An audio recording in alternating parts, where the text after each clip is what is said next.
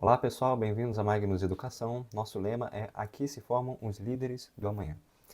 Continuando nossa saga de série de cursos gratuitos sobre mercado financeiro e mercado de capitais, hoje faremos a nossa segunda aula, que será Introdução ao Mercado de Derivativos.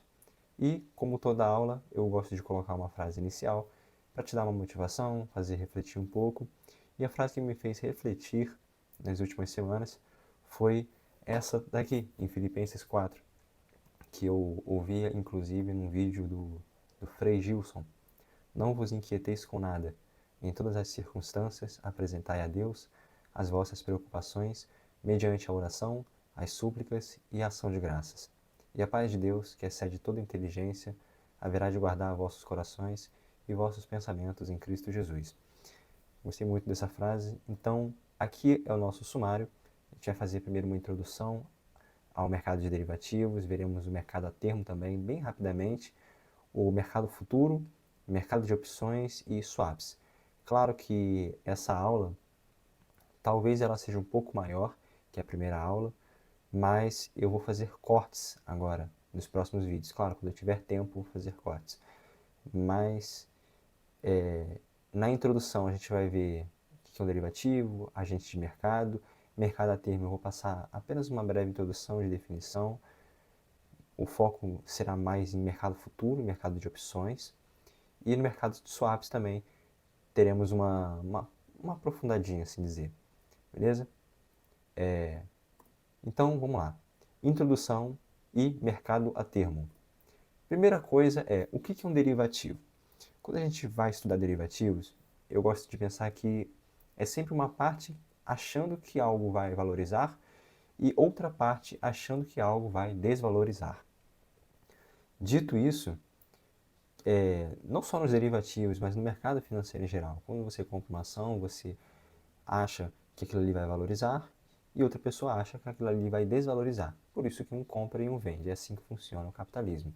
Mas um derivativo nada mais é do que, se você pegar o próprio nome da palavra, né, derivativo. Então, deriva de um ativo.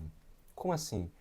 É um contrato de compra e venda para uma data futura em que este contrato estará referenciado em um ativo.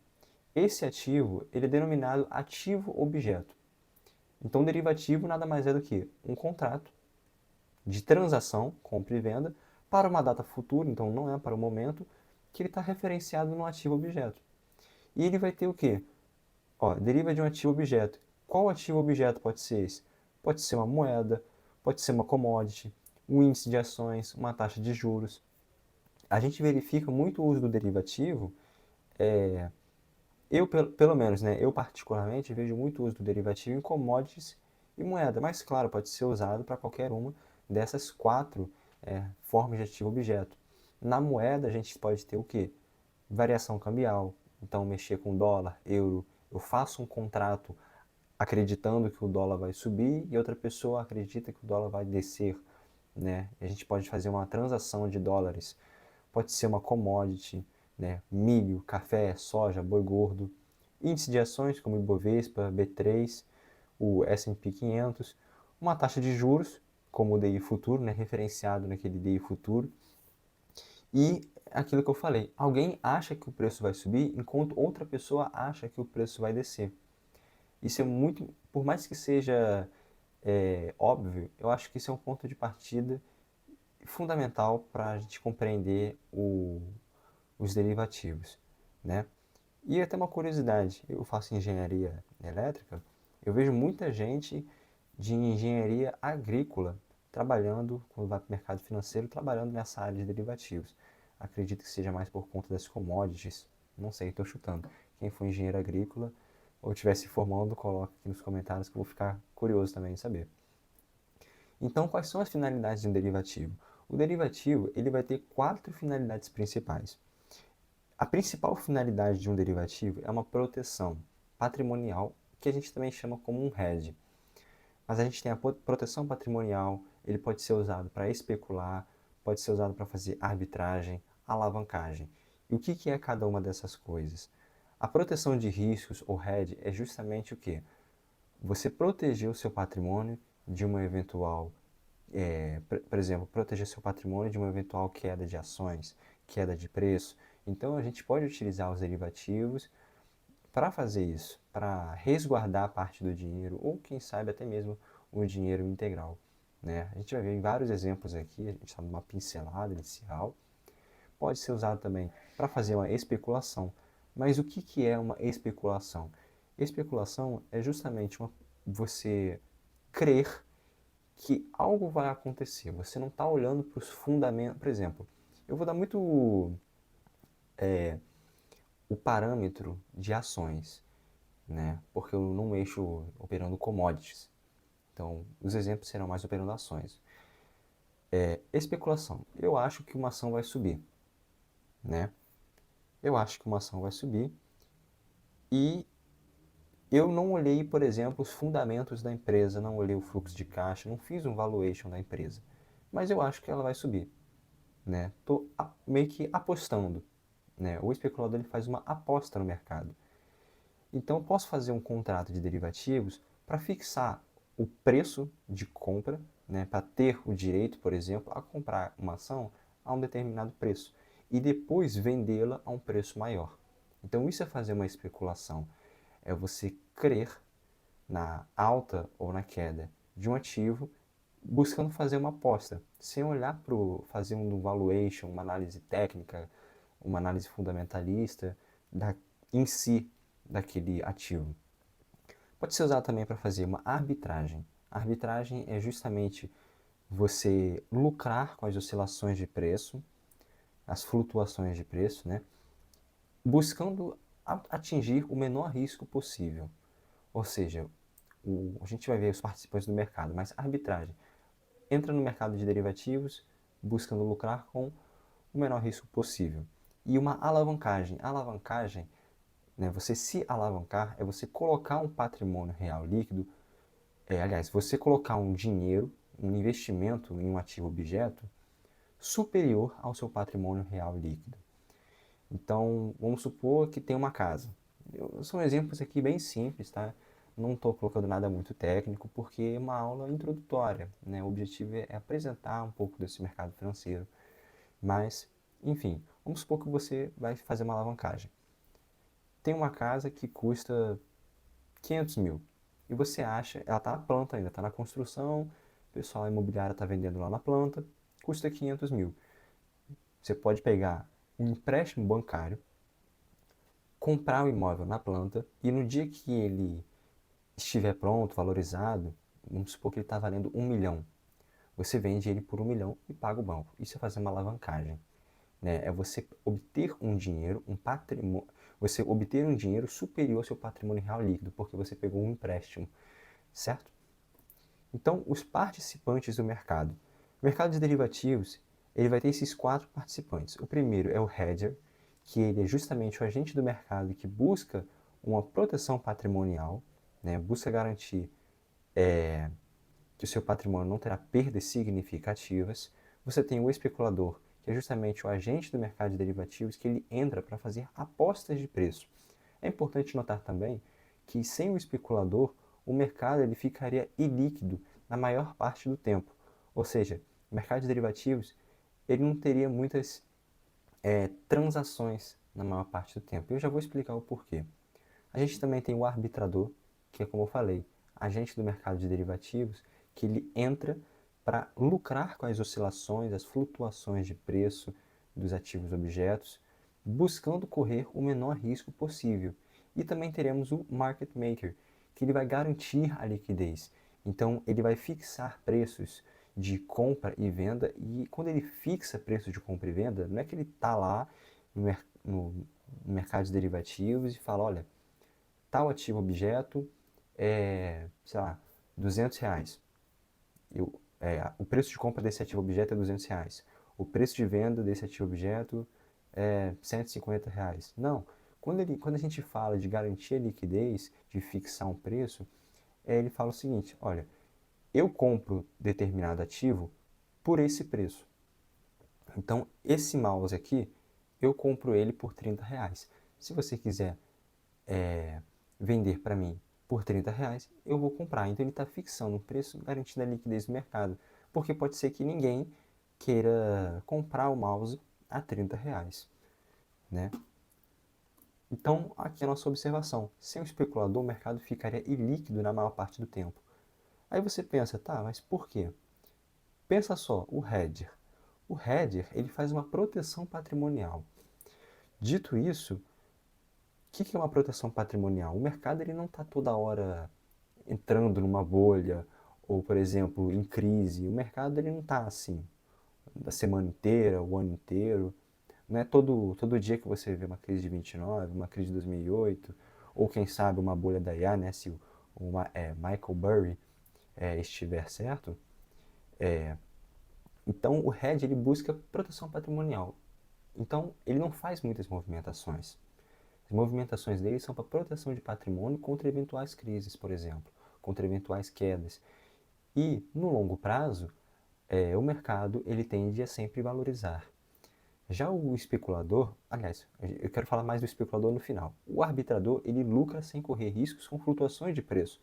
Não é todo dia que, dependendo, né, e como é que está vinculando as notícias ultimamente com esses líderes mundiais, mas enfim, o arbitrador, ele lucra buscando averiguar flutuações de preço, oscilações bruscas de preço.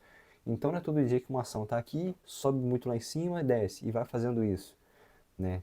Tem, sei lá, subiu 5%, 10% num dia. Não é todo dia que você vê isso, né? Então não tem muita liquidez.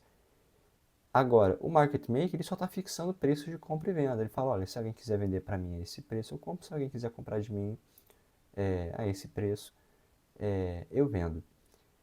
Logo, o que vai, como o hedger, o arbitrador, o market maker, eles não fazem tantas movimentações de carteira, assim dizer, a gente pode dizer que o especulador, que é justamente quem entra para fazer apostas, né, isso me lembra até mesmo um pouco do trading, né, você está especulando às vezes, né, me lembra apenas, mas o especulador ele vai garantir a maior liquidez no mercado, porque ele vai estar sempre o quê? Fazendo uma aposta.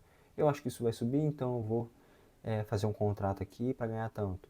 Ele pode ganhar ou ele pode perder. Mas, de toda forma, sem ele o mercado ficaria ilíquido, ou seja, ficaria muito parado na maior parte do tempo.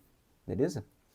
Então, agora que a gente já viu o que é um derivativo, quais são os agentes de mercado, quais são as operações que temos no. Aliás, as operações já realmente vimos. Agora que a gente vai ver são os tipos de mercado de derivativos. Vamos começar falando do mercado a termo. Então eu coloquei uma analogia aqui, é um textinho um pouco grande, mas é apenas para você compreender como é que funciona, né, a essência. Já já eu vou te passar a definição precisa, a definição técnica. Então beleza, vamos supor que o Antônio é um agricultor de café, enquanto o Charles é um comerciante. Hoje, a saca de café custa R$ 100, mas o Antônio, que ele é o agricultor, ele acredita que daqui a 3 meses, né, então ouvindo notícias no seu círculo social, fofocas, enfim, as pessoas comentando, ele acredita que daqui a 3 meses o preço da saca ele vai cair para R$ 90. E não é nem tipo, eu acho que o preço da saca vai cair para R$ 90. Ele fala, eu acho que o preço vai cair, vai ficar abaixo de 100. Só que ele quer garantir o quê? Ele quer garantir o patrimônio dele. O Charles, por exemplo, ele acha que daqui a 3 meses o preço da saca vai subir muito, muito mais e chegar, por exemplo, 120. Então, de um lado você tem uma pessoa que acredita que o preço vai desvalorizar e outra que acredita que o preço vai subir. Por isso que eu falo que o mercado de derivativos é importante para você compreender isso. Um acredita que sobe, o outro acredita que desce. Dessa forma, ambos podem fazer o quê? Um contrato, que é justamente o derivativo. Antônio para se proteger de uma possível queda e Charles para se proteger de uma possível alta, veja que é possível, tá? Então, nenhum dos dois está certo, é tudo possibilidades. Ambos fazem um acordo de compra e venda entre si para o futuro, fixando o preço da saca a R$ 105, independente do valor no dia. Ambos são obrigados a cumprir o acordo no vencimento, podendo negociar quantidades variadas, por exemplo, 37 sacas. O que a gente viu aqui para essa analogia? Que a gente pode compreender do mercado a termo? Bem, a gente pode ver que, primeiro, eu estou entre dois únicos participantes e esse mercado ele não é intransferível. Aliás, ele é intransferível. Por quê? Porque eu só estou atuando com o Antônio e com o Charles. Então, é um mercado que eu não posso transferir o contrato. Segunda coisa que a gente verifica é o quê? É uma compra e venda para o futuro. Eu vou fixar o preço a R$ 105 para uma compra e venda numa data futura. Essa data futura ela já está estabelecida, né? Que é daqui a 3 meses. E, independente do valor no dia, esse contrato tem que ser cumprido. Aliás, eu posso negociar em quê? Quantidades variadas. Por exemplo, 37 sacas de café. Então não é um lote fixo. São quantidades que ambas as partes vão decidir entre si. Vamos agora para a definição técnica, a definição precisa do que é um mercado a termo. O mercado a termo ele vai ser um derivativo, ou seja, um contrato de compra e venda para uma data futura em que este contrato será uma obrigação entre duas partes. Além do mais, este contrato ele é intransferível, então eu não posso vender esse contrato para uma outra pessoa. Só fica entre ambas as partes. Ele pode ser também o quê? Ele é maleável. Então não é fixado, não é padronizado. Por exemplo, as 37 sacas de café não é uma padronização, né? Portanto, por não ser padronizado, por ter menor liquidez, porque é uma coisa que tem que depender dos dois, assim, né? Algo muito específico, ele é negociado no que a gente chama de mercado de balcão, ou over the counter, né? Além do mais, ele vai possuir garantias de ambas as partes. Então, uma parte tem que fazer o depósito em dinheiro, títulos públicos, ações, que é o comprador, para ele mostrar que tem aquele valor financeiro, que tem garantias que tem possibilidade de fazer o cumprimento do contrato, enquanto outra parte tem que se comprometer a entregar o ativo na data determinada. Então, lendo aqui os pontos do slide: obrigação de cumprimento no vencimento do contrato, há um risco de inadimplência, ou seja, pode ser que chegue no vencimento do contrato e uma das partes fale: não vou te pagar tudo, ou não vou te pagar o valor integral. Que é a mesma coisa, aliás, né? Se não pagar tudo, não paga o valor integral, né? E por isso, muitas vezes, ocorre um acionamento da justiça, né? Muitas vezes não. Quando não ocorre, vai ter que ser um acionamento da justiça. Isso é não há um trâmite, por exemplo, de uma corretora, né? Ele vai ter uma menor liquidez, e essa menor liquidez é justamente por quê? Porque ele não é padronizado, então não são lotes fixados, é uma quantidade acordada entre ambas as partes. Ele é intransferível, então eu não posso pegar o contrato e vender para uma outra pessoa ou comprar de outra pessoa. Negociado no over the counter, como a gente já viu, o mercado de balcão, e uma necessidade de garantia de ambas as partes.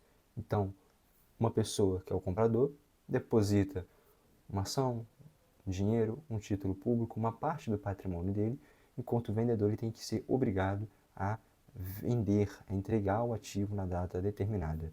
Então vamos aqui para a primeira pergunta, a pergunta 1.1. Né? Nossos vídeos eles sempre vão ter uma perguntinha. Decidi colocar até no IA para elaborar as perguntas dessa aula. Ser algo mais elaborado assim do que na primeira, né? A primeira foi eu que fiz. Mas enfim, pausa o vídeo, tenta responder. Pausou? Vamos lá. O mercado a termo é caracterizado por contratos customizados negociados no ambiente over-the-counter, OTC ou balcão. Explique como a ausência de uma contraparte central garantidora e a falta de padronização impactam o risco de inadimplência, ou seja, risco de crédito, e a liquidez desses contratos. Justamente o que? Uma das partes não cumpriu o acordo, né? Então vamos para a resposta. O risco de inadimplência. Como os contratos a termo são firmados diretamente entre duas partes no mercado de balcão, não há uma câmara de compensação, clearing house. Nossa, o inglês agora fugiu, hein? Clearing house para garantir a execução financeira, caso uma das partes quebre ou se recuse a cumprir a obrigação no vencimento. O risco de crédito é bilateral e integral.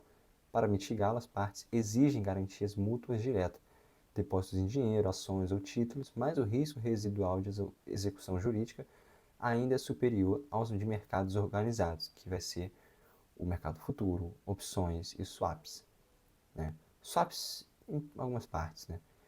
Liquidez, né? A parte da liquidez. A falta de padronização. visto que as partes podem negociar volumes e datas totalmente customizados, como o exemplo de 37 sacas de café, faz com que o contrato seja juridicamente intransferível. Como não há um ativo idêntico sendo negociado publicamente, o participante não pode simplesmente vender sua posição na tela para sair do trade. Ele está obrigado a carregar o contrato até o vencimento, o que reduz a liquidez do mercado a termo a níveis muito baixos se comparados ao mercado futuro. Pergunta 1.2. O material afirma textualmente: sem o especulador, o mercado ficaria ilíquido na maior parte do tempo. Analise a relação microeconômica e o trade-off de incentivos entre o hedge e o especulador dentro do mercado de derivativos. O hedger opera no mercado para mitigar ou eliminar um risco que já existe em sua atividade operacional principal, como um produtor que quer travar o preço de venda de sua safra. O objetivo do hedger não é o lucro especulativo, mas a previsibilidade e proteção patrimonial. Para alcançar essa segurança, ele está disposto a abrir mão de um ganho potencial, caso o preço se mova a seu favor, e muitas vezes ele paga um prêmio por isso. O especulador, que a gente vai ver, né, esse pagar um prêmio é no mercado de opções, a gente vai ver isso daí. O especulador, por outro lado, ele entra no mercado sem uma exposição real no mundo físico. Ele assume voluntariamente o risco que o hedger deseja descartar, motivado estritamente pela busca de lucro por meio da variação dos preços, apostas. Sem o especulador para absorver esses riscos em diferentes horizontes de tempo e preços, os hedgers só conseguiriam negociar quando encontrassem outro hedger, com a necessidade exatamente oposta e simétrica. Um exportador encontrando um importador no mesmo volume e prazo, o que tornaria o mercado extremamente travado e ilíquido. Vamos agora para a pergunta 1.3, que já é uma pergunta prática, né? Uma pergunta teórica. Né? Pedir para a IA fazer uma pergunta prática. Um produtor de soja firma um contrato a termo com uma trading para vender sua produção daqui a 3 meses.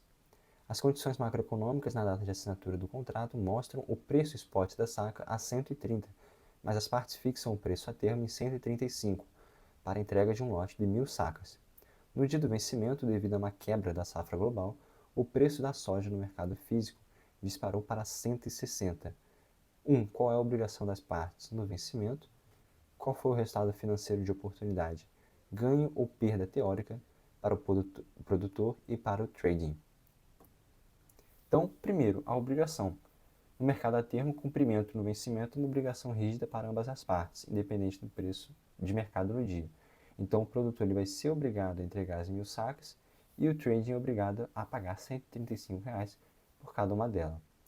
O resultado de oportunidade, né, já na segunda resposta, na segunda pergunta, no caso do produtor, ele sofreu um custo de oportunidade negativo de 25 mil.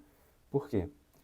Porque eles fixaram o preço a 135, mas como ocorreu uma quebra da safra global, o preço disparou para 160. Então, em vez de ele vender por 160, cada, cada, cada saca, né? É isso.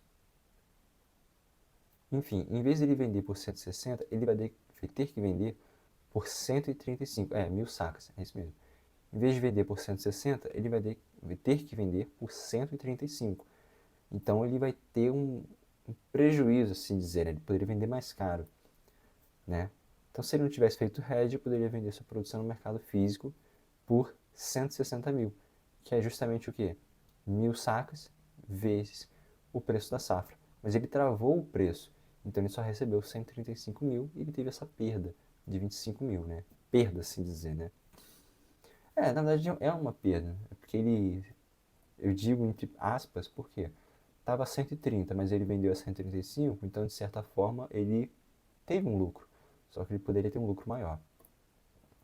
Já no trading, que é a compradora, obteve um ganho de oportunidade de 25 mil, pois adquiriu por 135 um ativo que vale 160 no mercado spot no mesmo dia. E aqui é uma nota.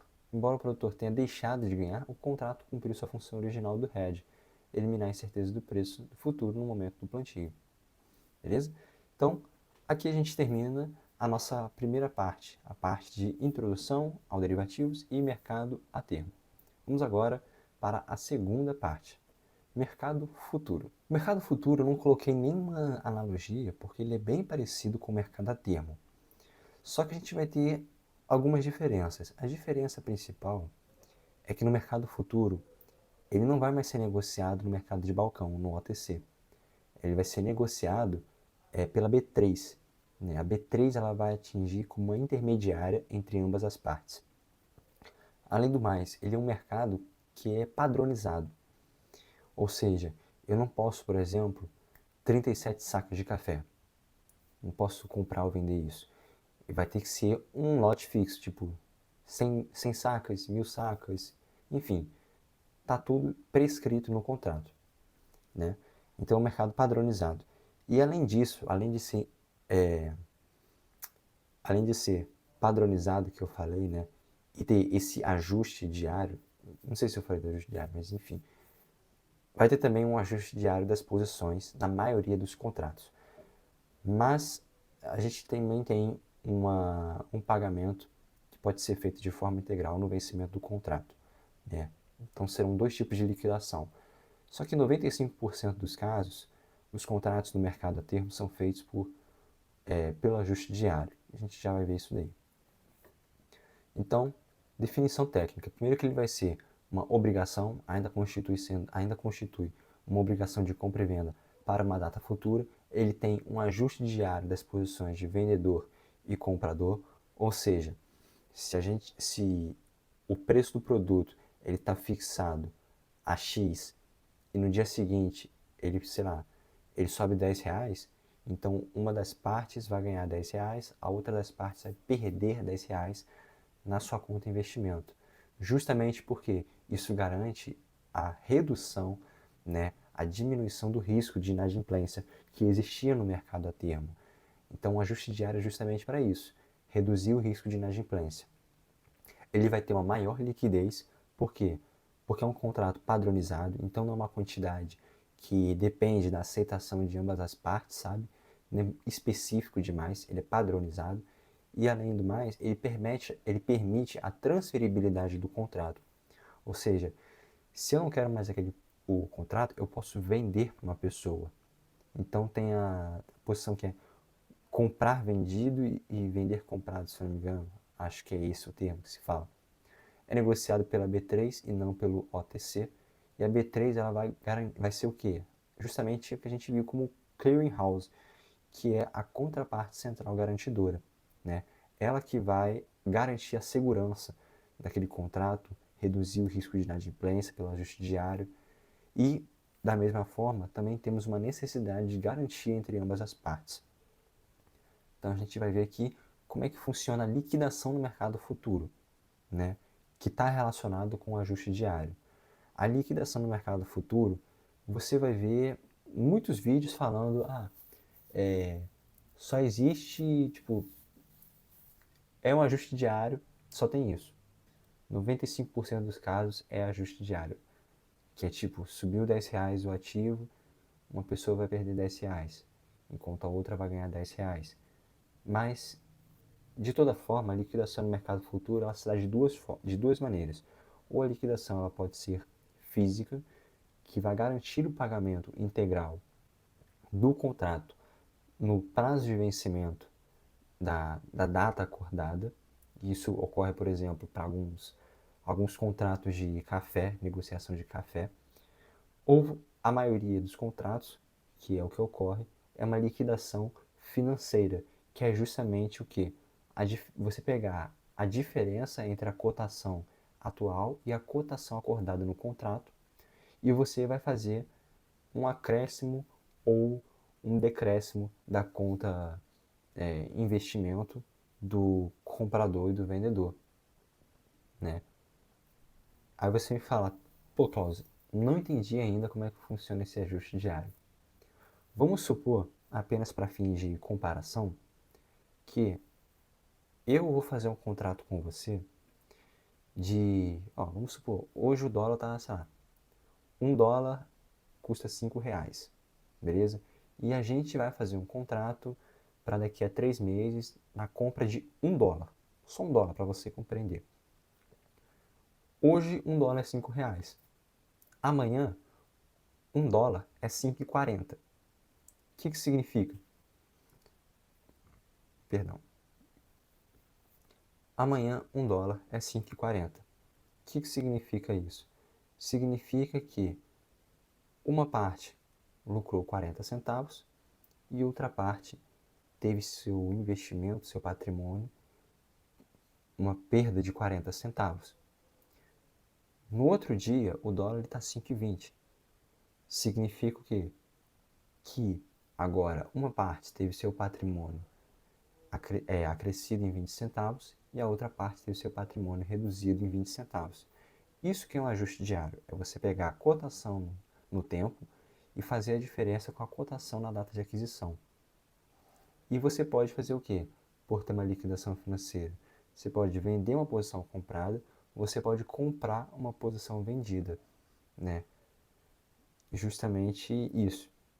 Estou num contrato com você. Se você comprar o contrato, você pode vender esse contrato. Você pode vender esse contrato para uma outra pessoa. E se você vende esse contrato para outra pessoa tem que comprar esse contrato. Então você está comprando a posição que você vendeu. Já em relação às obrigações e garantias, a gente vai ter o quê? Uma margem de garantia. O que significa? Ambas as partes deverão fazer um depósito junto à corretora de parte do patrimônio. Então vão ter que deixar títulos públicos, ações, dinheiro, para mostrar que ambos têm a possibilidade de dar continuidade, prosseguimento à conclusão do contrato, né? E você tem também a segurança pela B3, né, que vai agir como o clearinghouse, que é a câmara de compensação, né? Ela vai fazer justamente esses ajustes diários. E ela pode exigir uma ampliação da garantia compulsoriamente.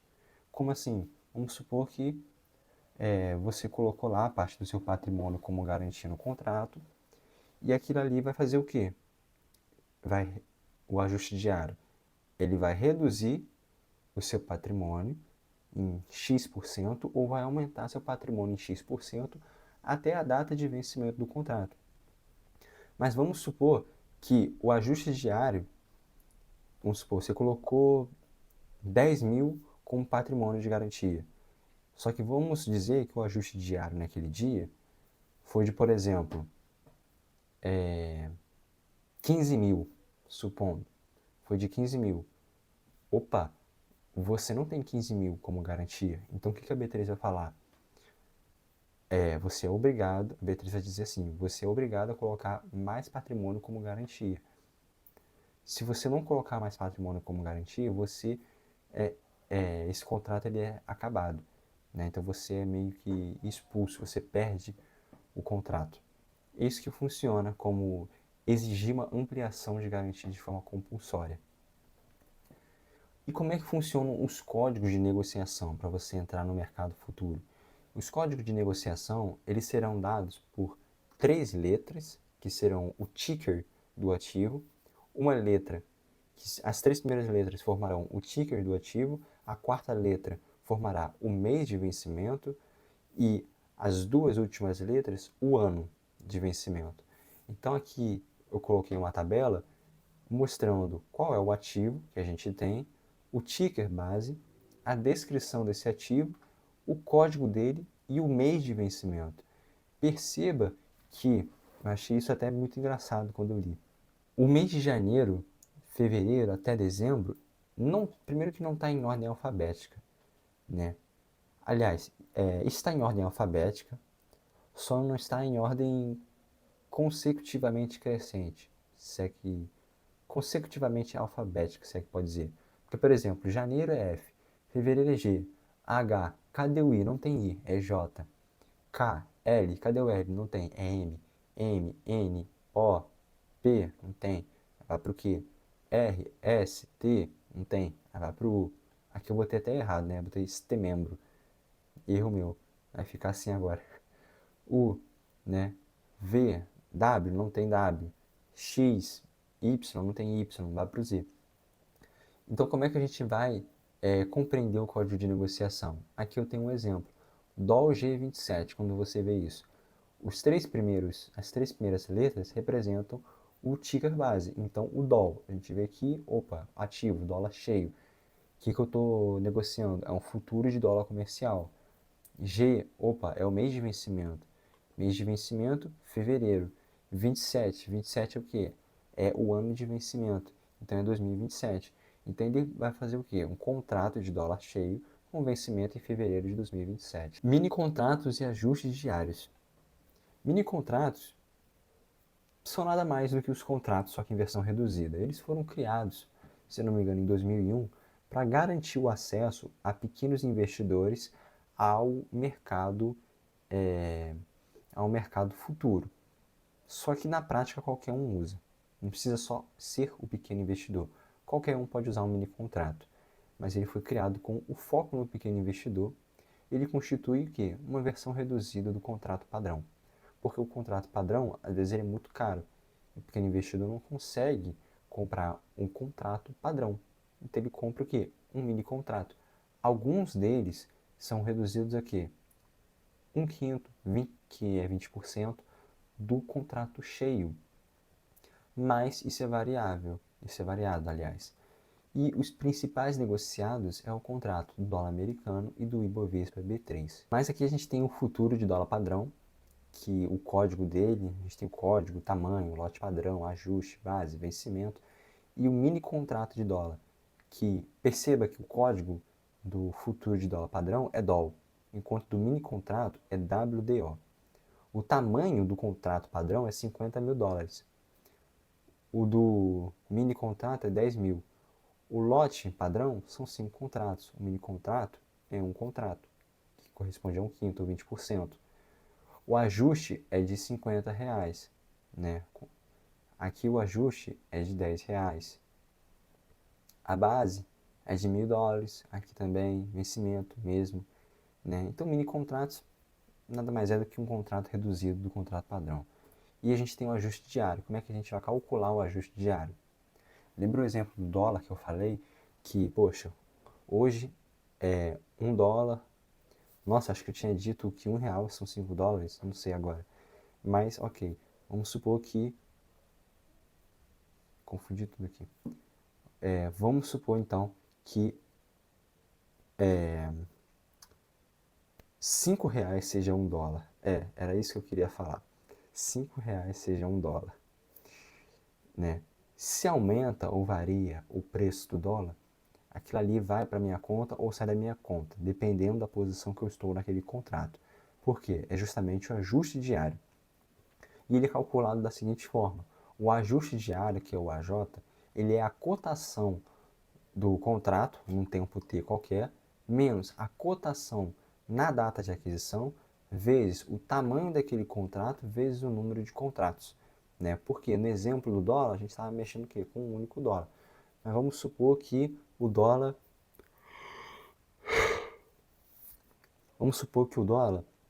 ele não seja um só dólar, né? Sejam, sei lá, $10. Então, aquela variação de preço eu tenho que multiplicar tanto pelo tamanho do contrato quanto pelo número de contratos.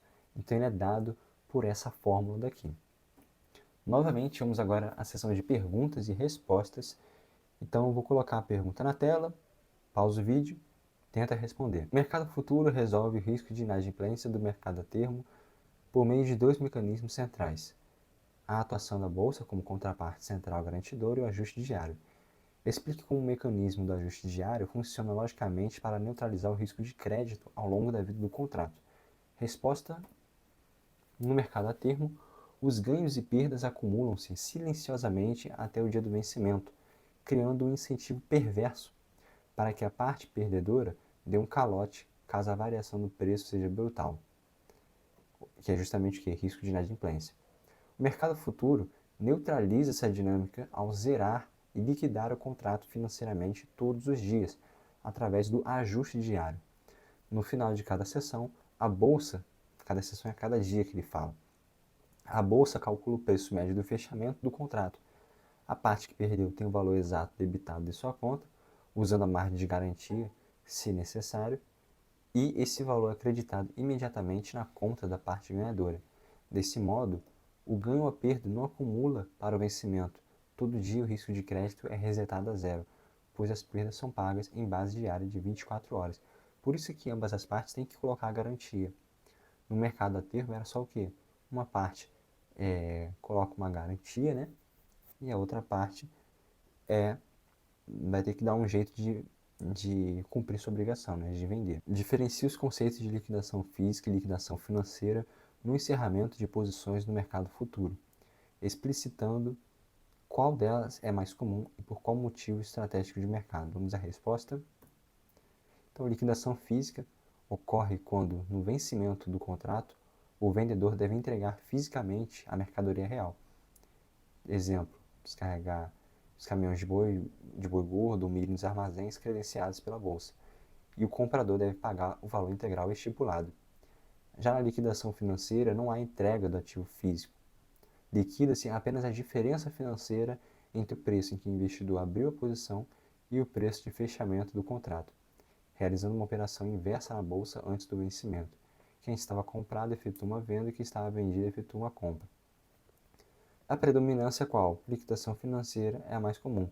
O motivo é que a maioria dos participantes do mercado futuro são especuladores ou hedgers financeiros que realizam suas operações físicas em canais de distribuição locais e usam a bolsa apenas para compensar perdas de preço.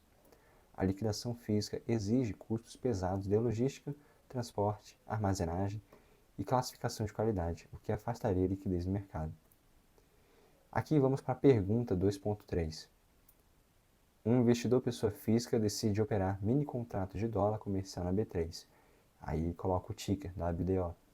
Entra comprado em 5 mini contratos, no preço de aquisição, que é o nosso C0, de 5,1. Não sei porque botou 2 zeros, mas 5,1. No final do dia, a cotação de fechamento do contrato para fins de ajuste ficou estabelecida em 5,14. Sabendo que o tamanho do mini contrato de dólar é de $1.000, 1.000 USD, e utilizando a fórmula exata fornecida no material, calcule o valor do ajuste diário e determine se o investidor sofreu um débito ou crédito. Bem, basta a gente substituir os valores, né? Então, substituindo os valores, a gente chega ao resultado de 2.000 de ajuste diário. Né? Com o valor de fechamento é 5,40 maior que o preço de compra, o investidor operava na ponta comprada, então ele obteve lucro.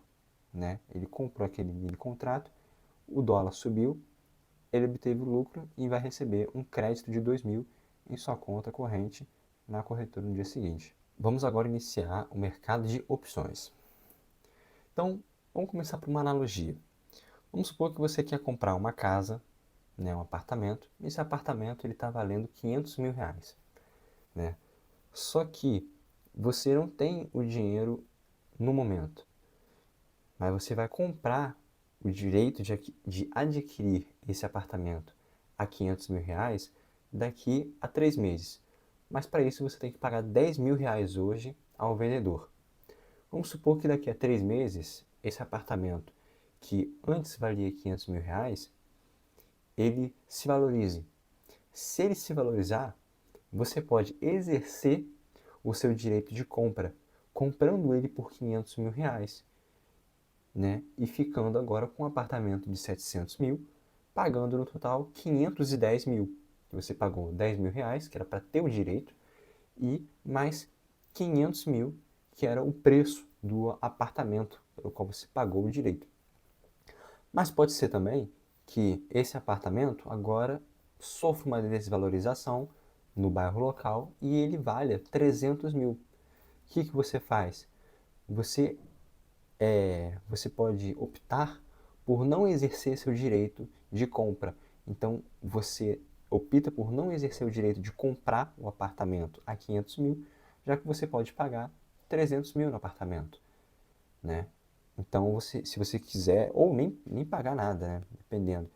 Mas vamos supor que você quer comprar um apartamento, você vai pagar 310 mil, que é 10 mil o prêmio, que você para ter o direito, e 300 mil, que é o preço que ele está valendo agora, né? Então, basicamente, é o quê? O que funcionou os 10 mil?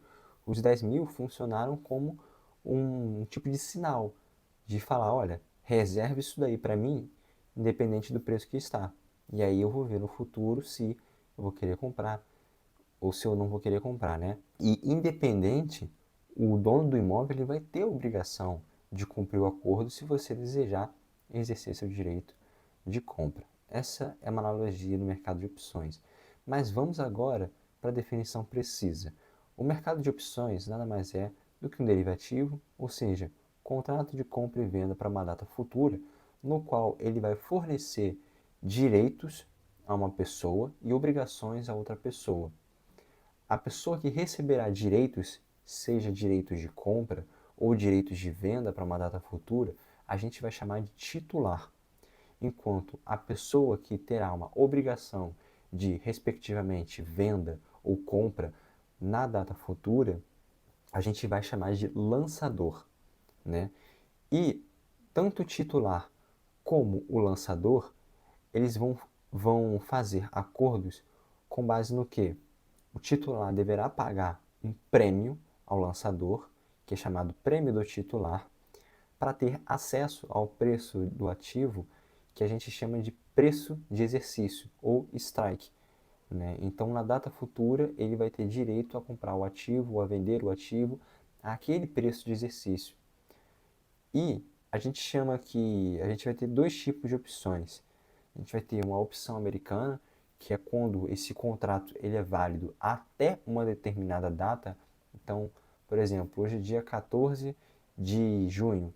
Então, uma opção americana, ela vai me garantir exercer esse contrato até o dia 20 de junho. Ou seja, eu tenho uma semana, quase um pouco menos de uma semana, 21 de junho. Eu tenho uma semana para para exercer o meu direito, né? No caso de eu ser o titular. Ou pode ser também o quê? Uma opção europeia, que vai garantir esse direito no vencimento do contrato. Então, somente no dia 21 de junho que conseguiria exercer o, o meu direito. Então, resumindo tudo, o que é o mercado de opções? Ele vai conferir direitos de compra ou venda ao titular e obrigações de venda ou compra ao lançador, dado que o titular deva pagar um prêmio ao lançador para garantir o acesso ao ativo a um determinado preço de exercício que a gente vai chamar de strike. E esse contrato ele vai ter uma validade até uma data futura, até uma determinada data, que vai ser uma opção americana, ou numa determinada data específica, que será uma opção europeia. Então aqui são as terminologias que a gente vai encontrar no mercado de opções, né? A primeira é o que? O titular. Como eu acabei de falar, o titular é aquele que tem direitos de compra ou venda do ativo até uma data futura ou numa data futura, dado que ele paga um prêmio, né? E o lançador é quem? É quem tem a obrigação de cumprir esse acordo. Obrigação de cumprir o acordo. Exercício é justamente o que? Esse trâmite, é o acordo, né? O preço de exercício, ou também chamado de strike, que a gente vai ver muito, é justamente o que? O preço pelo qual o titular tem o direito de comprar ou vender o ativo. O prêmio é o custo da minha opção. Então é o quanto que o titular ele deve pagar ao lançador para que ele tenha o direito de comprar ou vender um ativo, né, a um determinado preço, que a gente vai chamar de preço de exercício ou strike. A data de vencimento, que é quando aquele ativo vai vencer, e a série, que é a série da minha opção. Aliás, o que são séries, né? A gente vai ver que teremos opções, por exemplo, aliás, séries vão se referir a ordens de compra ou venda que possuem o mesmo ticker, o mesmo objetivo, que ou é uma compra, ou os dois são uma compra, ou os dois são uma venda, mas vencimentos, vencimentos iguais também, vencimentos iguais, mas preços distintos, né? A gente vai ver, por exemplo, um ativo que é da Petrobras vai vencer em maio, e ele está com um preço de exercício, né, de 400 não, pelo amor de Deus, né, 40. Mas você também tem um ativo que é Petrobras, vai vencer em maio, preço de exercício 30, né? Eles são da mesma série, por quê? Porque possuem o mesmo ticker, que é Petrobras, o mesmo vencimento, embora tenham preços de exercícios diferentes. Mas se eu tenho Petrobras e Vale, aí já não é da mesma série, porque tickers diferentes. E no mercado de opções, a gente vai ter dois tipos de opções principais. Dois tipos de opções, na verdade. A gente vai ter uma opção de compra, que a gente vai chamar de call, e uma opção de venda, que a gente vai chamar de put. A opção de compra, que é a call, ela vai garantir o quê? Um direito de compra ao titular, uma obrigação de venda ao lançador. E quando que a gente usa isso, né? Vamos pensar sempre a gente sendo titular, tá? Então, no mercado de opções, a gente vai ter dois tipos. Vamos ter uma opção de compra, que a gente chama de call, e uma opção de venda, que a gente chama de put. A opção de compra, que eu vou referir como call, é sempre o quê? Conferir direito ao titular de comprar um ativo a determinado preço. Se confere direito ao titular, então o lançador vai ter a obrigação de vender aquele preço. Se eu, como titular, estou adquirindo o direito de comprar alguma coisa a um determinado preço, qual é o sentido lógico disso? Eu acho que aquilo ali vai subir, não é? Por quê? Se eu achasse que o preço do ativo vai descer daqui a um mês, faz sentido eu pagar um valor a mais para ter o direito de adquirir algo que vai descer? Não. Então, a call é justamente o que? O titular acredita que o preço vai subir. Então a gente vai trabalhar com o seguinte exemplo: um strike de R$ 20 e um prêmio de R$ 1. Ou seja, pensa de novo, eu como titular. Vamos melhor ver no exemplo aqui, ó. O gráfico de uma call, visão do titular. No eixo X são os possíveis preços de uma ação que ela pode ficar, enquanto no eixo Y é o resultado obtido pelo titular, que é justamente o que? A variação, né, do preço de mercado com o preço do strike, que é o preço que ele tem direito. Se a gente está vendo aqui um strike de R$ 20 e um prêmio de R$ 1, o que significa? Eu, como titular, que eu vou pagar R$ 1 ao lançador para, independente do preço da ação, eu posso comprá-la a R$ 20. Independente do preço. Vamos olhar aqui então. Ó, vamos supor que o preço de mercado da ação está a R$ 17. Faz sentido eu, como titular, exercer o meu direito de comprar uma ação a R$ 20, sabendo que ela está a R$ 17? Não. Então, eu vou fazer o quê? Eu vou comprar o preço de mercado. Não vou exercer o meu direito de contrato. Por quê? Porque pagando o preço de mercado, eu compro ela a 17. E, logo, eu só preciso pagar R$ 1 de prêmio ao... Isso aqui tudo na data de vencimento, né? Só preciso pagar R$ 1 de prêmio ao lançador. Vamos supor agora que o preço da ação está a R$ 18. Pô, faz sentido eu, como lançador, pagar R$ 20 numa coisa que está 18? Não. Então eu só perco o quê na data de vencimento? R$ 1. Por isso que está menos 1 aqui. Porque é justamente o quê? O prêmio. 19, mesma coisa. Mas e quando está a R$ 20? Porra, aí tu tem que pensar. Quando está a R$ 20 o preço de mercado, beleza, posso pagar R$ 20. Só que, se eu exercer meu direito de compra, eu vou ter que pagar o quê? R$ 20 e R$ 1 de prêmio. Então continua sendo o quê? Um resultado negativo menos 1, né? Então continua sendo o quê? Menos 1. Agora o preço da ação, o preço de mercado está R$ 21. Faz sentido? Tanto faz. Porque se eu pago R$ 21 no mercado, eu também vou estar pagando R$ 21 na minha call. Porque o prêmio não é de R$ 1, então eu perdi R$ 1. Mas eu estou pagando R$ 20 ao direito de adquirir algo que está a 21. Então, eu perdi R$ 1 de prêmio e perdi R$ 20 de strike. No total, eu perdi o quê? R$ 21, né? Fiz o L. Perdi R$ 21. E o preço da ação no mercado está o quê? 20. Aliás, está o quê? 21. Então, por isso que o resultado bruto é zero. Porque tanto faz no preço de mercado quanto eu comprar o preço da... quanto eu exercer meu direito. Vamos supor agora que o preço de mercado da ação está R$ 22. Porra, R$ 22 é acima do strike, é acima dos 20 reais, né? Então eu posso exercer, faz sentido exercer meu direito de comprar a ação a 20 quando ela está a 22, que é um preço mais caro. Então, a partir dessa região aqui, é uma região de lucro, porque faz sentido eu exercer meu direito.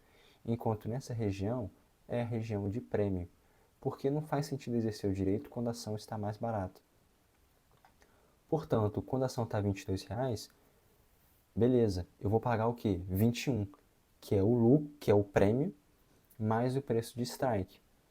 Então, eu vou pagar R$ 21 por uma coisa que na verdade está 22. Então, eu vou ter R$ 1 de lucro. E o mesmo raciocínio se repete para os demais preços, para os preços além, né, desse eixo X. E o resultado bruto, que é nessa região de lucro aqui, é justamente justamente o preço de mercado menos o strike menos o prêmio. Vamos olhar o sinal negativo. Ó, o prêmio. O prêmio eu já tenho que pagar independente de qualquer jeito, então é negativo. Então o prêmio eu já pago, negativo. Eu perco R$ 1. O strike é o quê? Negativo. Por quê? Porque eu perco R$ 20. Eu vou ter que pagar R$ 1, que é o prêmio. Ó, eu tenho que pagar R$ 1, que é prêmio, por isso que é negativo. Eu tenho que pagar R$ 20, que é o strike, mas eu ganho o preço de mercado. Estou ganhando em cima disso que o preço de mercado, a oportunidade de comprar mais barato algo que está mais caro. Então aqui eu ganho o preço de mercado, eu perco o strike e perco o prêmio. Por isso que é esse valor. E se você reparar bem, o gráfico de uma call na visão do titular é essa. Como é que você imagina que vai ser a do lançador? A inversa. Ou seja, é o contrário. Ó, aqui é prêmio, lucro. A visão do lançador é o quê? Justamente o contrário. Nessa região aqui, não tem por que o titular exercer o seu direito de compra. Então, ele não vai comprar. Opa. Então, ele não vai comprar. Logo, o lançador ganha R$ 1 do prêmio.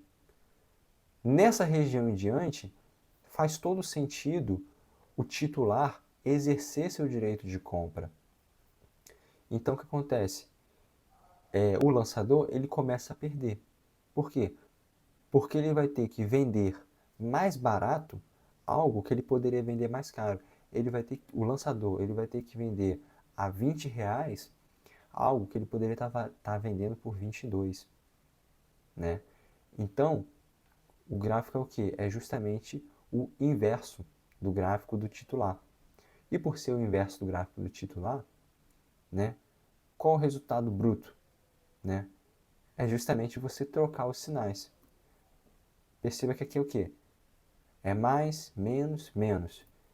Menos, mais, mais. Justamente o contrário. Então o resultado bruto é o quê? O cara como lançador, ele ganha o prêmio, ele ganha o strike, mas ele vai perder o preço de mercado.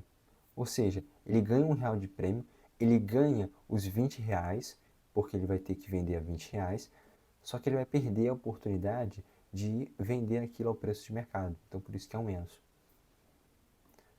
Então, aqui é minha região de prêmio e aqui é minha região de perda. Vamos agora para uma opção de venda, uma put. Uma put é justamente o quê? No mercado de opções, vai conferir o direito ao titular de vender um ativo uma determinada data. Aliás, ele vai conferir ao titular o direito de vender o ativo uma determinada data e a obrigação do lançador de comprar o ativo numa determinada data ou até uma data em específico. Se eu, como titular, eu pego uma put, eu compro uma put, né, compro uma opção de venda, o que eu estou acreditando? Que o preço da ação vai subir? Não. Porque se o preço da ação fosse subir, não teria por que eu pagar um prêmio a alguém que eu acho que um ativo vai subir. Eu acho o quê? Que o preço da ação vai cair. Então, lembra aquilo do início da aula, né? Para quem está assistindo a aula completa que eu falei, que é tudo sobre alguém que acha que o preço vai subir, alguém que acha que o preço vai cair? É justamente isso. O titular acredita que o preço da ação vai cair. É por isso que ele compra um direito de vender aquela ação. Aliás, está até na frase já, né? É por isso que ele compra um direito de vender uma ação na data futura. Porque ele acha que no futuro o preço vai cair, né? E como é que a gente pode verificar, por exemplo, até um exemplo, uma analogia, né? Eu dei o exemplo do apartamento. Um seguro, concorda que tá inserido no mercado de opções, né? Eu que tenho um carro, por exemplo, e eu pago um seguro, qual é a minha posição em relação à seguradora? Né? Eu seria o titular e a seguradora seria o lançador. Por quê? Todo mês eu pago, eu não tenho carro, tá? Nem pretendo ter por um tempo. Mas todo mês a pessoa que tem carro ela paga o preço do seguro. Acho que é assim que funciona, não sei. Todo mês paga o preço do seguro. O seguro é o quê? É o prêmio. O seguro é o prêmio. Se o carro bater de perda total, a seguradora tem que fazer o quê? Aí tem várias coisas, né? Vamos supor que ela paga o valor integral do carro. O que é o valor integral do carro? É o preço de exercício. Então, no dia a dia, funciona assim. A seguradora vai funcionar, um contrato de seguro vai ser uma put, que vai dar a mim, por exemplo, né, que tem o carro, o direito de vender aquele carro para a seguradora a um preço de uma data futura, porque eu acredito que no futuro talvez eu bata o carro e por bater o carro, o preço do carro se desvaloriza, né, que é o quê? Perda total vai a zero, o preço do carro, e por isso que eu faço um contrato de put. Justamente isso, entendeu? No dia a dia é assim. Vamos trabalhar então com o seguinte exemplo: um strike de R$ 30 e um prêmio de R$ 1. Então, eu como titular, eu vou pagar R$ 1 ao lançador para ter o direito de vender alguma coisa numa data futura ou até uma data futura a um preço de R$ 30. Gráfico de uma put na visão do titular. Se está aqui em 27, eu vou vender o quê? No mercado ou vou exercer meu direito? Vou exercer meu direito, né? Por que eu vou vender algo a 27 se eu posso vender algo a 30?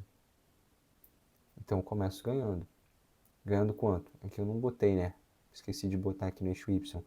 Mas eu ganho R$ 2. Por quê? Porque eu ganho 30. Pensa assim, ó. Eu ganho 30, mas eu perco R$ 27 e também perco R$ 1. Ganhar 30 por quê? Porque é o preço do exercício. Eu tenho o direito de vender por 30, então eu ganho 30.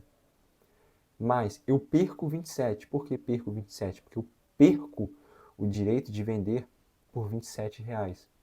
E perco R$ 1. Por quê? Porque R$ 1 é o prêmio que a gente está falando. Então, o que eu perco no total? Eu perco R$ 28. O que eu ganho no total? 30.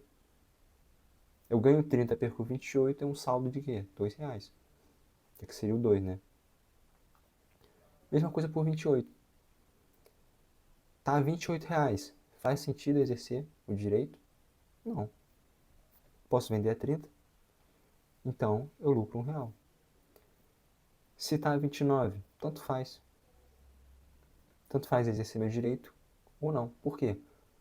Porque o strike não é 30, eu ganho 30, mas eu perco R$ 1 do prêmio, saldo de 29, né? Mais 29. Só que se eu vendo ao preço de mercado, não exerço meu direito de venda, eu estou vendendo a 29, então seria menos 29. Mais 29 menos 29 é zero. Então aqui é zero, meu resultado bruto é zero. E a partir dessa região, não faz sentido exercer meu direito de venda. Porque aqui, por exemplo, a 32, faz sentido eu vender algo a 30 se, se no mercado ele está valendo 32? Não faz sentido. Então é por isso que nessa região em diante eu não exerço meu direito de venda. Beleza?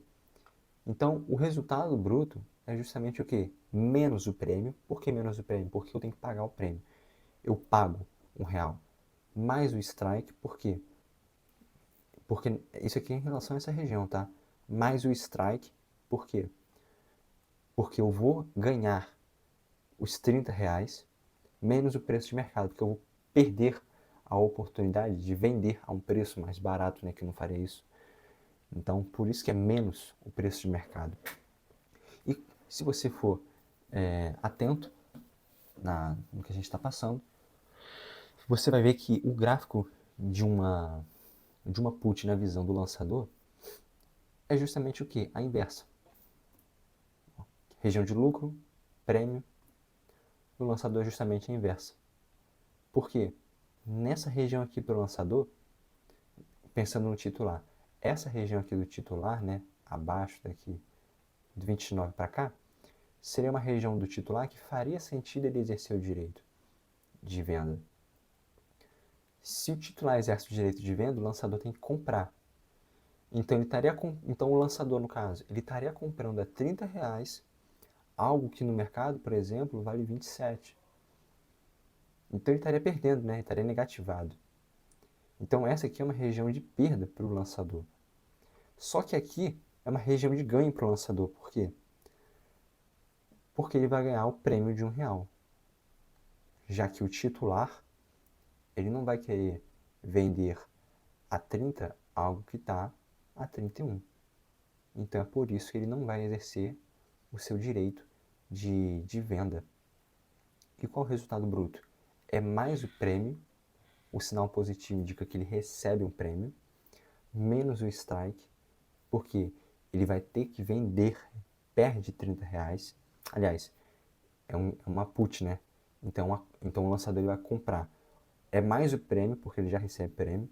Como ele vai ter que comprar a R$ 30, então é menos o strike.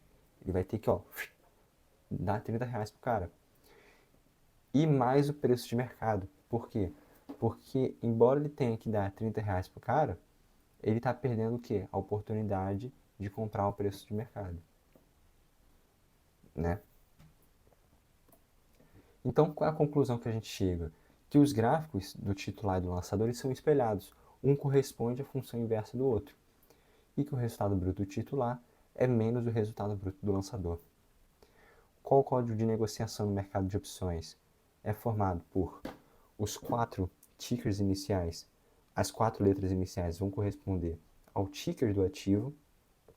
A quinta letra vai corresponder ao vencimento e se é uma call ou uma put. E aqui sim está em ordem alfabética certinho, e eu também escrevi setembro da forma certa, né? E os últimos, os números, eles vão corresponder geralmente ao preço de exercício, ou ao strike. Então, se a gente tem PETR A25, PETR é o ativo, as 4 letras iniciais é o ativo, que é Petrobras. O A, a gente vai na tabela, é o vencimento, janeiro, e o strike é em 25. Vale V25, vale, 4 letras iniciais, é o ativo. A quinta letra V, a gente vem para cá, V, outubro, uma put. Strike de quê? 125. Né? E aqui sim, é alfabético, A, B, C, D e vai indo até o X. Beleza? E o valor intrínseco, o que é isso de valor intrínseco? Eu gosto de dizer que o valor intrínseco é como se fosse o valor teórico do prêmio, porque ele vai pegar o preço de mercado e vai fazer a diferença com o preço de exercício. Dessa forma, a gente tem tanto o valor intrínseco para call quanto o valor intrínseco para uma put. Numa call, o titular não acredita que o preço vai subir, né? Então o preço de mercado ele não tem que ser maior do que o strike, do que o preço de exercício. Logo, o valor intrínseco de uma call seria o preço de mercado menos o strike. Numa put, a gente acredita que o preço vai cair. Se o preço vai cair, então o preço de strike, o strike, ele vai ser o quê? Maior do que o preço de mercado. Por isso que o valor intrínseco de uma put é strike menos preço de mercado. E essa diferença é o valor teórico, era que era para ser o valor do prêmio. Né? Só que, devido à volatilidade expectativas, prazo de vencimento, isso tudo influencia o preço de uma ação, o preço do valor intrínseco, né? E quanto mais próximo da data de vencimento, mais próximo o prêmio da opção se aproxima do valor intrínseco, né? Eu até não coloquei aqui para quem está assistindo a aula completa, eu não coloquei nos slides, mas no mercado futuro a gente, por exemplo, vai ter um preço futuro, no mercado futuro e no mercado à vista. O preço no mercado futuro, ele geralmente é maior do que o preço no mercado à vista. E essa diferença de preços dá-se o nome de base. Conforme o tempo avança, o preço do mercado à vista e o preço do mercado futuro, eles vão se encontrando. Isso ocorre o quê? Você tem a base e o preço vai se encontrando, é uma convergência de base. Por que o preço no futuro é maior do que o preço no à vista? Porque a gente está mexendo com o futuro, a gente não sabe o que vai acontecer, tem volatilidade, expectativas de vencimento. Então pode ser que tanto um suba, quanto um desça ou outro suba, por exemplo. Né? O mercado à vista geralmente sempre sobe, mas o mercado futuro ele pode subir, tipo, pode ser os dois assim ou os dois assim. Né? Isso tudo por quê? Volatilidade, expectativa. E quanto mais próximo da data de vencimento, é o que? Uma convergência, né? Como se fosse uma convergência de base. Né? Então o prêmio da opção se aproxima do valor intrínseco. E o valor extrínseco? O valor extrínseco é justamente o prêmio menos o valor intrínseco. O valor extrínseco no Macau é maior, é proporcionalmente maior quando a expectativa é de alta, e numa put é proporcionalmente maior quando a expectativa é de queda. Pensa o seguinte, vamos fixar o valor intrínseco. Vamos, ó, na call, vamos pensar o valor extrínseco de uma call. Fixa o valor intrínseco, fixa o VI, coloca o prêmio lá para o infinito. Aqui já é uma aula de matemática, assim, né? Coloca o prêmio lá para o infinito. Se o prêmio é muito grande, o que acredita? Então, que há uma expectativa grande de alta naquele ativo. Eu não vou estar pagando um valor alto para algo que eu não acho que vai valorizar absurdamente. Então, quanto maior o prêmio, por exemplo, né, quanto maior essa diferença prêmio menos VI, maior a expectativa de alta no ativo. Agora vamos supor que, pô, eu acho que o ativo vai cair. Então, o que acontece? O prêmio desce bastante. Então, o prêmio vai ser mais baixo, porque, aliás, o valor intrínseco, no caso, né, o prêmio ficaria fixado, o valor intrínseco seria mais alto, porque é uma put. Né? Então, é uma expectativa de queda no ativo. Tá certo? Agora, Moneyness, ITM, OTM, ATM. ITM é in the money, OTM out of the money, ATM at the money. Traduzindo seria no dinheiro, fora do dinheiro, aliás, dentro do dinheiro, fora do dinheiro e no dinheiro. Eu me confundi muito quando eu estava estudando esse tópico, mas é só você pensar o seguinte: in the money é sempre quando faz sentido para o titular exercer seu direito, quando ele vai lucrar. Por quê? Porque, cara, vamos supor aqui, ó, tem um gráfico aqui e a imagem é desse lugar, Trading Analyst. Aqui é uma opção, aqui é uma call, uma put. Se o preço de mercado é maior que o preço de strike, e a gente está falando de uma call, faz sentido eu exercer isso aqui, no caso do titular. Então ela está in the money. Porque eu vou ter o direito de comprar algo a um preço menor do que o preço de mercado. Por isso que é in the money. Se o preço de mercado é menor do que o preço de strike, faz sentido para o titular exercer sua call? Não. Porque eu posso comprar no mercado, não preciso exercer meu direito. Então por isso que é out of the money. Se, aqui na put agora, se o preço de mercado é menor que o preço de strike, faz sentido exercer? Preço de mercado menor que o preço de strike, faz sentido exercer? Então, aqui ó, preço de mercado maior do que o preço de strike, Faz sentido? Mesma coisa. Então, in the money é sempre quando há o quê? Uma vantagem pro titular. E at the money é quando a gente tem preços próximos, quando o preço de mercado ele está bem próximo do preço de strike ou até mesmo igual. E a garantia no mercado de opções, né? O titular ele não vai precisar depositar garantias porque ele já está pagando o prêmio, mas o lançador ele é obrigado a comprar ou vender, né? E para isso o que acontece? Ele tem que depositar um valor em dinheiro ou em outros ativos e eles compram o ativo no vencimento. Então aqui vai a pergunta 3.1. Explique a simetria jurídica e financeira fundamental que existe entre o titular e o lançador de uma opção, detalhando como essa simetria se reflete nas exigências de margem de garantia pela Bolsa. O mercado de opções baseia-se em uma simetria completa de direitos e obrigações. O titular adquire um direito, como ele tem a prerrogativa de escolher se vai exercer ou não esse direito, seu risco máximo é limitado ao valor que ele pagou para adquirir o contrato, ou seja, o prêmio. Como o titular não pode gerar prejuízo além do que já pagou à vista, a Bolsa não exige depósito de margem de garantia dele. E o lançador, ele assume uma obrigação jurídica e restrita caso o titular decida exercer seu direito. O lançador recebe o prêmio na largada, mas seu potencial de perda pode ser teoricamente ilimitado, no caso de uma call descoberta, ou substancial, no caso de uma put. Como ele corre o risco de sofrer prejuízos gigantescos no vencimento, por exemplo, ele adquire o contrato de, sei lá, ele tem a obrigação de vender um ativo numa data, mas ele não tem um ativo. Vamos supor que o ativo se valorize pra caramba. Ele vai ter que comprar um ativo super valorizado só para vender ao mesmo preço que ele comprou. Então, por isso que ele pode sofrer prejuízos gigantescos. Então, a bolsa exige obrigatoriamente que o lançador deposite e mantenha margens de garantia robustas para cobrir o risco dele não cumprir seu dever operacional. Vamos para a pergunta 3.2. Define os conceitos de opções in the money, at the money e out of the money para uma opção de venda put. Em seguida, explique o que acontece com o valor extrínseco de qualquer opção à medida que a data de vencimento se aproxima. Então, vamos aqui a money nest para uma put.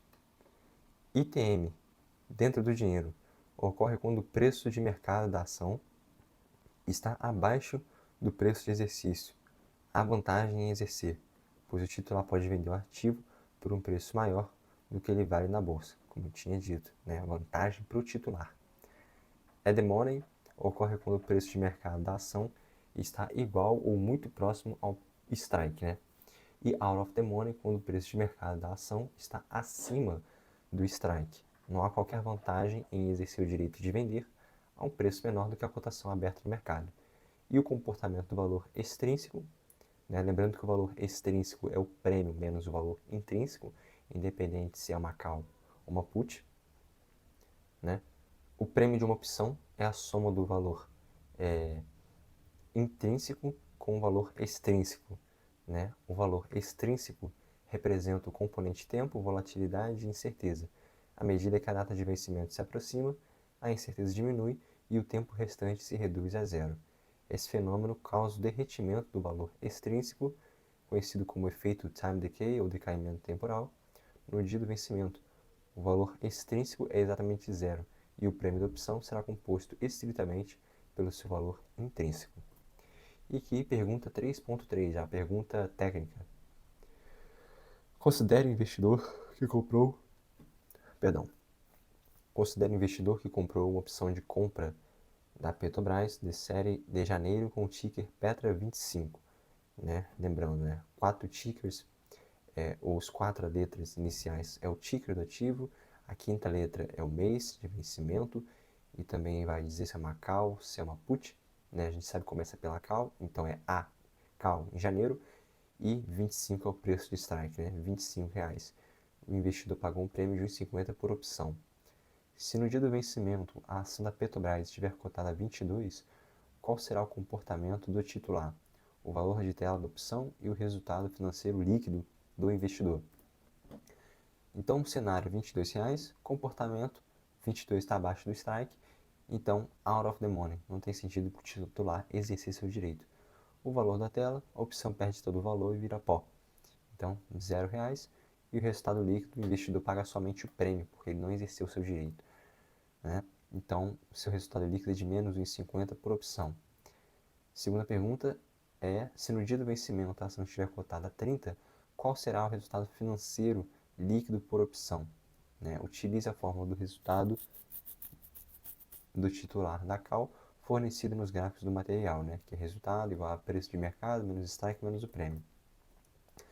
Então, o cenário da ação a 30, o preço de mercado está acima, então está in the money, faz sentido para o titular exercer esse direito, é uma vantagem. E se a gente aplicar a fórmula, vai ser o quê? Resultado é 30, né? Que eu estou ganhando, no caso do titular, eu ganho 30, mas eu perco 25 e perco 1,50, né? Então, um lucro de líquido de 3,50 por ação. Cara, eu fico impressionado como é que esse pessoal que grava vídeo longo pro YouTube não boceja, não fica com sono, a voz não cansa. É muita edição, né? Mas aqui é tudo raiz. Então vamos agora ao mercado de swaps. E a gente vai falar de uma analogia inicial, né? Vamos supor que a gente tem uma dívida em dólares, mais a nossa rentabilidade, a nossa receita em reais. Se o dólar aumenta, o que isso vai acontecer? A minha dívida vai aumentar. Então, eu posso fazer um swap, né? Uma troca. Swap é justamente isso, permuta, né? Do inglês. Estratégia. Uma permuta justamente para você se proteger da variação cambial. E eu posso trocar minha receita em reais por uma receita baseada na variação do dólar mais juros, né? Por quê? O dólar está subindo, o real tende a se desvalorizar. Então eu faço uma permuta com uma outra pessoa e a minha receita agora, minha rentabilidade, vai ser em dólar mais uns juros, justamente a proteção cambial. Mas a definição precisa de um swap é nada mais do que uma permuta de indexadores. Então vai ser uma troca dos fluxos de caixa entre duas partes por um tempo específico, né? Esse contrato ele, ele constitui uma troca de riscos, né? Justamente por isso, né, uma troca de indexadores e pelo exemplo que a gente viu, né, vai ser principalmente uma troca de riscos. Por ser uma troca de riscos, ele é atuado principalmente como um hedge, uma proteção patrimonial, e é um contrato maleável. O contrato maleável ele é geralmente feito no over-the-counter, no mercado de balcão. E os acertos das rentabilidades se darão no vencimento. Então, resumindo, o swap ele vai ser o quê? Ele vai ser um contrato feito geralmente no over-the-counter que vai fazer uma troca de rentabilidades por meio de uma alteração dos fluxos de caixa, uma mudança, uma permuta dos fluxos de caixa entre duas partes, e eles fazem isso como uma proteção a riscos, uma troca de riscos, né? E quais são fatores que influenciam os fluxos de caixa? Eu posso ter uma taxa prefixada, eu posso ter uma taxa pós-fixada, DI, Selic, que é justamente aquilo, né, que é os juros, né, moeda estrangeira, proteção de variação cambial, né, taxa de juros estrangeira poderia ser a variação do dólar mais os juros do dólar, os juros do real, pode ser um índice de ações, pode ser um risco de crédito. Então, são fatores que vão influenciar o fluxo de caixa num swap. E os casos muito comuns de swap são de empresas importadoras, empresas aéreas e gestores e investidores. Vamos ver aqui em empresas importadoras.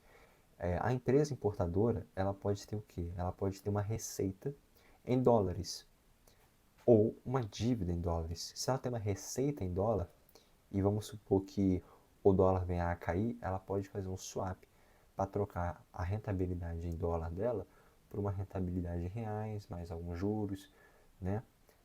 Se ela tem, por exemplo, um passivo em dólares, né, ela pode fazer também uma, uma troca desse passivo, né, mudar a forma do passivo.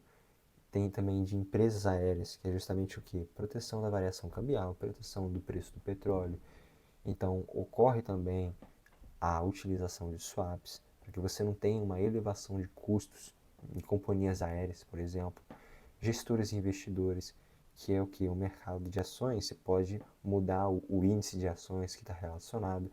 Então, são casos comuns de swaps, né? Então, de empresas importadoras, custos associados à variação da moeda, se elas têm receita em moeda estrangeira, né, se uma moeda cai, ela não quer reduzir sua lucratividade, ela faz um swap. Empresas aéreas, custos associados à variação de moeda e preço do petróleo. Gestores de investimentos, oscilação no mercado de ações, então faz um swap da permuta de índice de ações, por exemplo, ou quem sabe risco de crédito, né? E a gente tem o valor futuro e o ajuste do swap. E no valor futuro a gente vai ter o quê? Uma parte ativa e uma parte passiva. Pensa o seguinte, quando a empresa ela faz uma permuta do indexador dela, do fluxo de caixa, ela deixa de fazer o quê? A gente não disse que era uma troca de riscos. Então, ela deixa de se expor a um risco antigo e passa a se expor a um risco novo, né? Portanto, a parte ativa é o que corresponde ao meu risco antigo que a empresa estava tomando. A parte passiva corresponde ao novo risco que a empresa está tomando em seus fluxos de caixa. O valor futuro é o valor, a rentabilidade, né? O valor futuro da parte ativa é a rentabilidade associada ao antigo risco, ao que ela deixou de se expor. E o valor futuro da parte passiva é associado à rentabilidade ao novo risco que ela está se expondo. E faz sentido ser parte ativa menos parte passiva. Por quê? Porque como a gente está querendo uma lucratividade, obviamente, né, a empresa não faz uma permuta para ter prejuízo. Então, entende-se que a parte ativa ela vai ser o quê? Maior do que a parte passiva, né? Logo, o ajuste do meu swap ele vai ser o quê? O valor futuro, a rentabilidade associada ao antigo risco, menos a rentabilidade associada ao novo risco. Então, pergunta 4.1. O contrato de swap é definido conceitualmente como uma permuta de indexadores ou fluxo de caixa entre duas partes. Explique como ocorre a liquidação financeira desse contrato ao longo do tempo, destacando o significado de parte ativa e passiva no cálculo do ajuste final. Então, a resposta 4.1. Um contrato de swap funciona como uma troca de riscos e volatilidade. Então a resposta 4.1. Um contrato de swap funciona como uma troca de riscos e volatilidades. Quando uma instituição contrata swap, ele define duas pontas para mapear suas posições.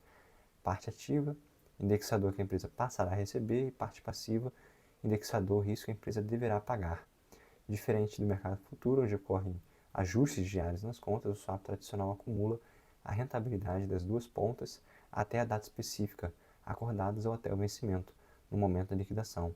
Calcula-se o valor futuro acumulado pela ponta ativa e o valor futuro acumulado pela ponta passiva. A liquidação é feita puramente de forma líquida e financeira. Não há necessidade de movimentar o principal total do contrato, apenas a diferença entre as duas rentabilidades. Se o resultado for positivo, a empresa recebe a diferença. Se for negativo, ela paga. Vamos agora para a pergunta 4.2. A partir dos fatores que influenciam os fluxos de caixa de um swap, explica a racionalidade corporativa por trás de uma empresa aérea que decide contratar uma operação de swap. Qual é o desacasamento de balanço que ela busca mitigar e quais seriam as pontas típicas ativa e passiva desejadas por ela? Resposta: racionalidade e desacasamento.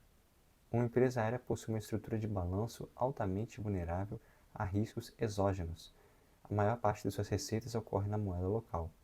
Porém, seus custos operacionais mais pesados, como combustível de aviação, querosene e arrendamento mercantil, leasing de aeronaves, são indexados ao dólar norte-americano, que eu falei do petróleo.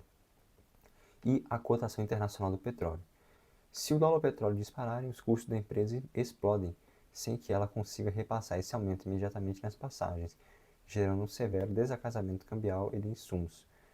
A estrutura do swap: para fazer o hedge da sua operação, a empresa aérea entra em um contrato de swap, onde a ponta passiva, o que ela paga, vai ser a taxa de juros local, uma taxa DI ou prefixada, entrega a variação no real que está alinhada às suas receitas. E a ponta ativa, que é o que recebe, vai ser a variação cambial do dólar ou a variação do preço do petróleo. Resultado: se o dólar subir, o ganho financeiro é que ela recebe na ponta ativa do swap e vai compensar o aumento do custo operacional real que ela terá que pagar aos fornecedores de combustível e leasing no mundo físico, neutralizando o risco de volatilidade do balanço. Pergunta 4.3. Uma empresa importadora possui uma dívida prefixada e teme que a valorização do mercado interno faça a taxa de juros DI subir, prejudicando suas aplicações de caixa. Ela realiza um swap de 1 milhão com o banco pelo prazo de 1 ano.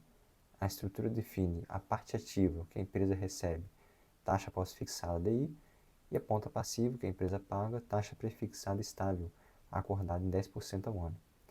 No final do prazo de 1 ano, o cenário macroeconômico consolidou-se e a taxa de juros acumulada do período DI fechou em 12% ao ano.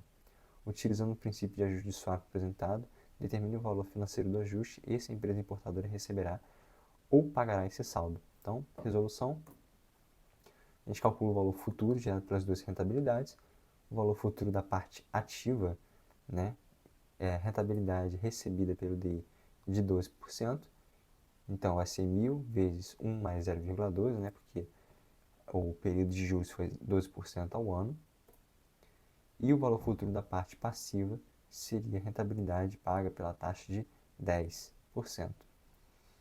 Calculamos o ajuste líquido do swap e a gente vai ter um ajuste de mais 20 mil. E qual é a conclusão? O resultado da equação foi positivo. Significa que os direitos de crédito da empresa superaram suas obrigações de débito. Portanto, no dia do vencimento, a empresa importadora receberá um pagamento líquido de R$20 mil, pago pelo banco contraparte. É isso, pessoal. Terminamos aqui nossa aula completa de derivativos.